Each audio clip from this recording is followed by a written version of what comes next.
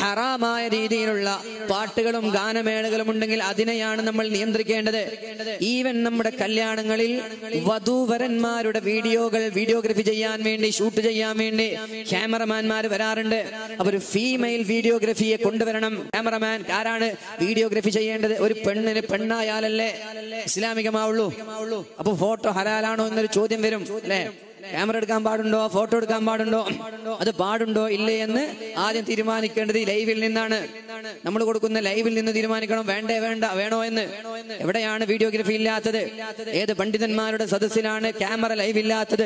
ഏത് സമ്മേളനങ്ങളിലാണ് വീഡിയോഗ്രാഫി ഇല്ലാത്തത്? അപ്പൊ അതിനെക്കുറിച്ചുള്ള ചർച്ച ഇവിടെ വെക്ക്.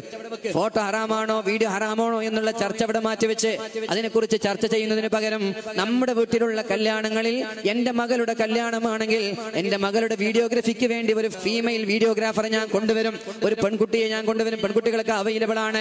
കാരണം പെൺകുട്ടിയുടെ പല രീതിയിലുള്ള പോസിങ്ങുകൾ ഉണ്ടാകും. ഒരു അന്യപുരുഷന്റെ മുമ്പിൽ നമ്മുടെ പെൺമക്കളെ നമ്മൾ കൊണ്ടുവരിക എന്ന് പറഞ്ഞാൽ തന്നെ പരിശുദ്ധ ഇസ്ലാമിൽ നിഷിദ്ധമാണ്. അത് കൊണ്ടുവരുന്ന പിതാവ് അല്ലാഹുവിന്റെ കോടതിയിൽ ഉത്തരവാദിയാണ്. അത് കൊണ്ടുവരുന്ന മാതാവ് ഉത്തരവാദിയാണ്. ഇനി ഭർത്താവാണെങ്കിൽ ഭർത്താവും ഉത്തരവാദിയാണ്. കാരണം ഒരു ആണും പെണ്ണും അന്യപുരുഷനും അന്യസ്ത്രീയും തമ്മിൽ ഇടകലരാനുള്ള സാഹചര്യം